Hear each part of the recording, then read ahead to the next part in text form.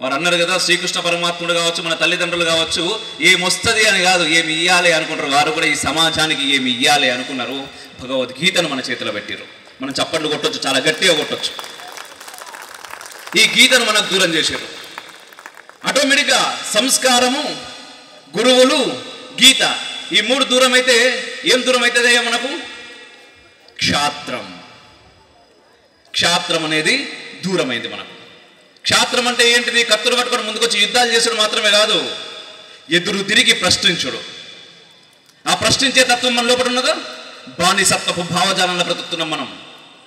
ఒకటి కాదు, రెండు కాదు, కొన్ని వందల ఏళ్ళు మన పైన పరాయి వాళ్ళ దాడులు జరిగిన, ముస్లిం దండయాత్రలు కావచ్చు, బ్రిటిష్ వాళ్ళు కావచ్చు, ఎవరు వచ్చి ఎన్ని చేసినా స్టిల్ ఇప్పటికీ ఈ రోజు ఈ మూక అంబిక ప్రాంగణంలో ఇంతమంది ఇక్కడ కూర్చొని సనాతన ధర్మ వైభవం గురించి మాట్లాడుతున్నామంటే మన తల్లిదండ్రులు మన కోసం వారి క్షాత్ర ధర్మాన్ని వదలలేదు. అరే రా, ఎవరు వస్తే వారు రండి.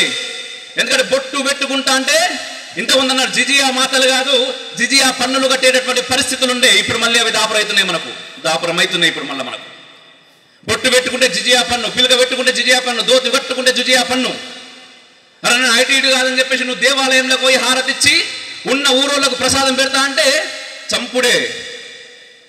ఎంతో మంది స్త్రీలను మానభంగాలు చేసిరయ్యా, మానభంగాలు చేసిర్రు మన హైందవ స్త్రీలను.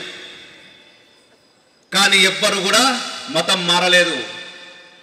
మతం అంటే ధర్మం, మన సనాతన ధర్మం మారలేదు.